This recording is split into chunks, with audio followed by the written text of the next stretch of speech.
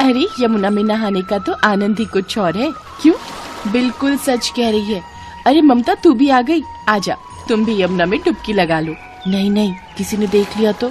देखेगा तो क्या, कोई तुम्हें ही देखेगा, हमें नहीं। अरे आ जाओ, कोई नहीं आता इस समय यहाँ। ममता भी उनके साथ नदी में नहाने लगती है। अच्छा, तो तुम हर रोज यहाँ आते हो? तभी उनकी नजर अपने वस्त्रों पर जाती है। हे भगवान, हमारे वस्त्र कहाँ गए? इसका मतलब कोई यहाँ है। मैंने तो पहले ही कहा था कि कोई आ जाएगा। अब क्या होगा? वो देखो, वृक्ष पर बैठा है वो नटखट कन्हैया। इसी ने ही हमारे कपड़े चोरी किए होंगे। सभी एक साथ अपने कपड़े मांगते हुए प्रार्थना करती हैं। कान्हा, मेहरबानी करके हमारे वस्त्र हमें वापस कर दो कान्हा। पहले मुझसे क्षमा मांगो और वादा करो कि अब कभी मेरा उल्हाना लेकर यशोदा मैया के पास नहीं जाओगी। ठीक है कान्हा, हम सब तुमसे हाथ जोड़कर क्षमा मांगते हैं और वादा करती हैं, अब तुम्हारी उलाहना लेकर नहीं जाएंगी। अब तो दे दो हमारे वस्त्र। ठीक है, ये लो। वो सब वहाँ से चली जाती हैं। कान्हा भी अपने दोस्तों के पास चले जाते हैं। कान्हा, कान्हा, वो देख, राधा की सखियां फिर मटकी लेके जा रही हैं। कान्हा, मेरे पेट में तो चूहे कूद रहे हैं, कुछ करना कान्हा। सखा, तुम यहीं रुको, मैं अभी आया।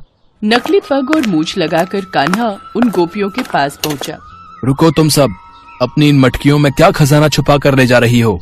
हम राजा के विशेषाधिकारी हैं, इसलिए हम तुमसे कर वसूलने आए हैं। ये कोई खजाना नहीं है, माखन है, माखन। ओ, फिर तो तुम्हें कर देना होगा मेरे पेट के लिए। मेरा मतलब है मेरे महाराज के लिए।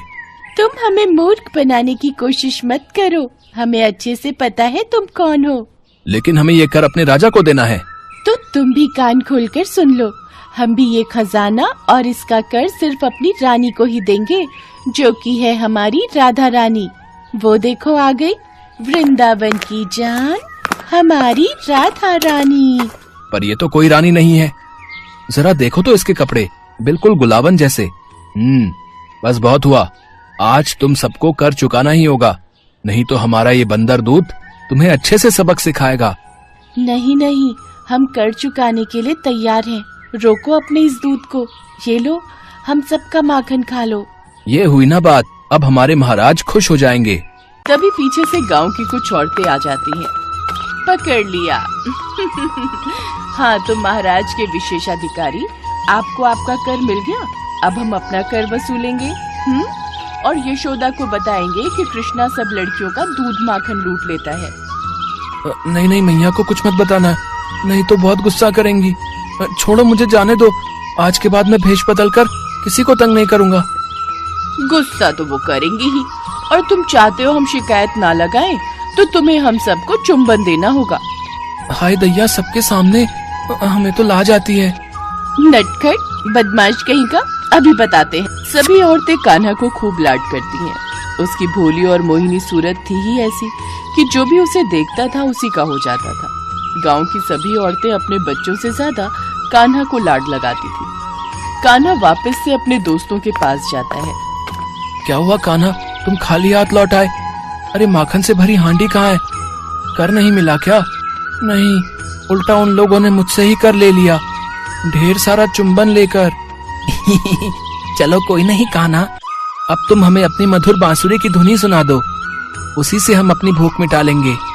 कान्हा बहुत ही प्यारी बांसुरी की धुन बजाता है, जिससे सभी सखा मुग्ध हो जाते हैं। साथ ही गांव में जिसे भी उसकी धुन की आवाज आ रही थी, वो भी अपना काम करते हुए मंत्र मुग्ध हो जाता है। कान्हा, तेरी बांसुरी की धुन सुन के तो मेरा पेट ही भर गया है। ऐसा लग रहा है मानो ढेर सारा माखन खाया हो अभी। कान्हा न सिर्फ माखन की चोरी करता था, बल्कि उन्हें दूध और दही भी बहुत पसंद था। अरे वाह, इस गैया का थन दूध से कितना भरा हुआ है। इससे पहले कि कभी भी गंगा ताई गैया का दूध दोने आए, उससे पहले ही मुझे इसे पीना होगा। कान्हा उस गाय के पास पहुंच जाते हैं और गाय के थन को अपने मुंह से लगाकर उसका दूध पीने लगते हैं। आहा, कितना आनंदित दूध है ये तो। कान्हा, तू मेरी गाय का दूध पी गया। ठहर तू, अब मैं तुझे तेरी मैया के पास लेकर जाती हूँ। चल मेरे साथ। हर बार तेरी भोली और प्यारी सूरत देखकर मेरा मन पिघल जाता है, लेकिन इस बार मैं तेरे बहकावे में नहीं आने वाली। यशोदा, अरे ओ यशोदा, कहाँ है? क्या हुआ गंगा? यशोदा, मैंने तेरे लल्ला को रंगे हाथ पकड़ा है। कभी मेरा माखन चोरी कर लेता है तो कभी गैया का दूध पी जाता है। इस बार मैं इसकी भोली सूरत में आकर नहीं फंसने वाली। हर बार जादू चला के बच निकलता है और हर बार मैं कुछ नहीं कर पाती, लेकिन इस बार मैं नहीं फंसूंगी। मैंने इसे रंगे हाथों पकड़ा है, तो अब दो इसे दंड। गंगा, मैं जानती हूँ तुम कान्हा की नटखट हरकतों से परेशान हो, लेकिन इसका मतलब ये नहीं कि तुम दिन भर मेरे कृष्ण के बारे में सोच सोच कर बहकी जाओ। तुम जानती भी हो तुम किसे पकड़ लाई हो। क्यों, किसे पकड़ लाई मैं? जरा देखो तो तुम्हारे हाथ में तुम्हारे बेटे का ही हाथ है। चंद्रू, तू यहाँ क्या कर रहा है? मैया। देखा गंगा, मैं जानती हूँ इसने कोई शरारत की होगी और तुम्हारी सोच में कान्हा रहा होगा, इसलिए तुम इसे कान्हा समझकर यहाँ ले आई। बेचारी, चलो जाओ, चलो आओ, मैं तुम्हें ठंडी लस्सी पिलाती हूँ। चंद्रू, अपनी मैया को यूँ परेशान नहीं करते बेटा। मगर मैंने तो कृष्णा का ही हाथ पकड़ा था, उसके कोमल कोमल हाथ। चंद्रू, अब चल यहाँ से। रास्ते में चलते चलते गंगा अकेले में ही बड़बड़ाए जा रही थी। माता, अगर तुम दूसरों की बातों में आ जाओगी तो तुम्हें कैसे पता चलेगा कि मैं चंद्रू नहीं बल्कि वही माखन चोर हूँ। कान्हा, तू? लेकिन अभी तो मेरे साथ चंद्रू था। मैं पागल हो जाऊंगी, मेरी तो कुछ समझ नहीं आ रहा। कान्हा, तू ये सच में तू है या मेरा चंद्रू? गंगा मैया, मुझे बिल्कुल अच्छा नहीं लगा कि आप मुझे मेरी मैया के पास ले गईं। मेरा कसूर क्या था? मैंने तो माखन खाया था, जो कि वृंदावन का सबसे अच्छा और स्वादिष्ट माखन है। मेरे साथ फिर ऐसा कभी मत करना माता। मैं तुम्हारा भी तो पुत्र हूँ, है ना? अब से मेरे साथ ऐसा बिल्कुल भी मत करना, नहीं तो अगली बार चंद्रू की जगह अपने पति का हाथ पाओगी और फिर पूरा वृंदावन तुम पर हंस रहा होगा। कृष्ण अपनी इस तरह की नटखट अदाओं, भोली सूरत और मीठी मीठी बातों से सबका मन मोह लेते थे। इसलिए नटखट और शैतान होने के बावजूद भी वो सारे वृंदावन के लाडले थे।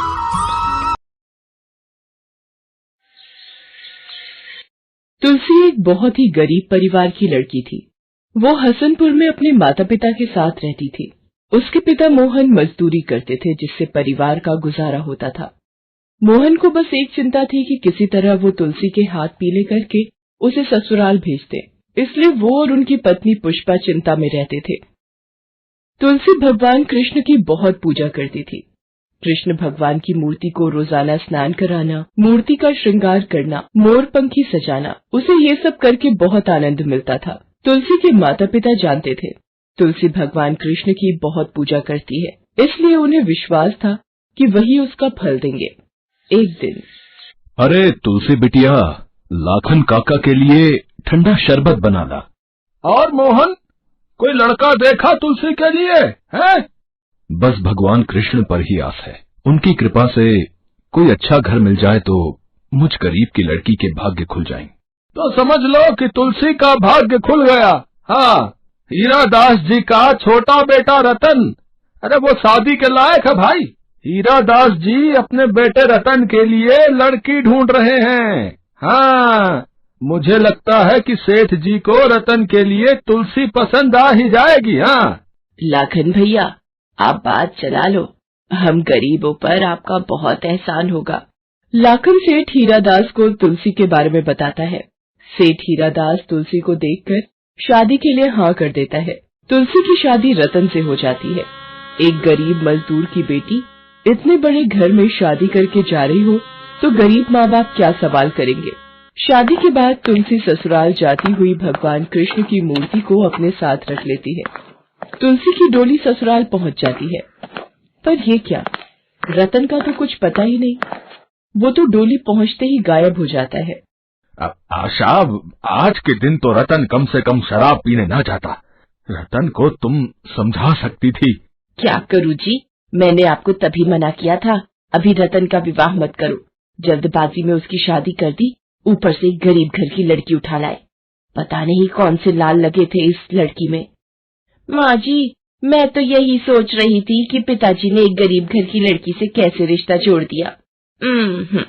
शायद देवर जी की बुरी आदतों पर पर्दा डालने के लिए पिताजी ने ऐसा किया है। माँ, पिताजी ने हमसे बिना पूछे एक गरीब भिखारी के घर में रिश्ता जोड़ दिया। ये पिताजी ने ठीक नहीं किया। सारी बिरादरी में नाक कटवा दी हमारी। सूरज, अगर मैंने एक गरीब घर की लड़की से रतन का रिश्ता जोड़ भी दिया तो कौन सा गलत किया? तुलसी एक अच्छी लड़की है, रतन के स्वभाव को बदल देगी, मुझे विश्वास है। कमरे में बैठी तुलसी बाहर से आती सारी आवाजों को सुन रही थी।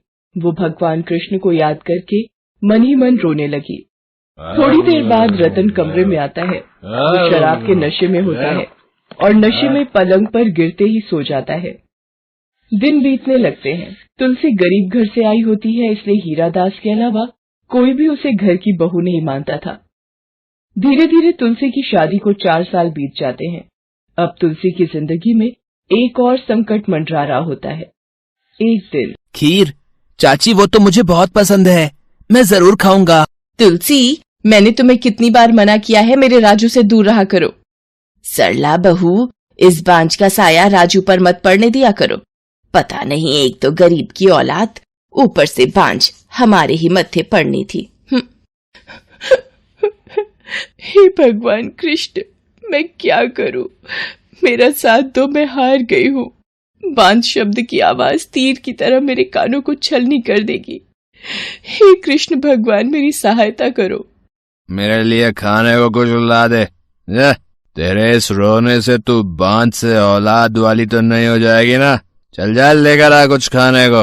अब तुलसी बिटिया, मेरी ही गलती है। मैंने तुझ गरीब को इस दुख के पिंजरे में लाकर कैद कर दिया। मैंने सोचा शादी के बाद रतन बदल जाएगा। मुझे माफ कर दे बेटी। नहीं पिताजी, मैं बिल्कुल ठीक हूँ। आप मुझसे माफी मत मांगिए। तुलसी भगवान कृष्ण को रोते हुए याद कर रही होती है। तभी उसके द्वार पर एक छोटा बच्चा आता है और तुलसी से खाने को रोटी मांगता है। तुलसी दीदी, मुझे बहुत जोरों की भूख लगी है, क्या मुझे एक रोटी मिलेगी? हाँ बेटा, जरूर मिलेगी। तुम कहाँ से आए हो? रुको, मैं तुम्हारे लिए रोटी लेकर आती हूँ। ये लो बेटा, रोटी और थोड़ी सब्जी भी रख दी है। मैं भगवान कृष्ण के मंदिर आया था, पर मुझे बहुत भूख लगी तो आपका द्वार खुला देखा तो रोटी खाने की इच्छा हुई।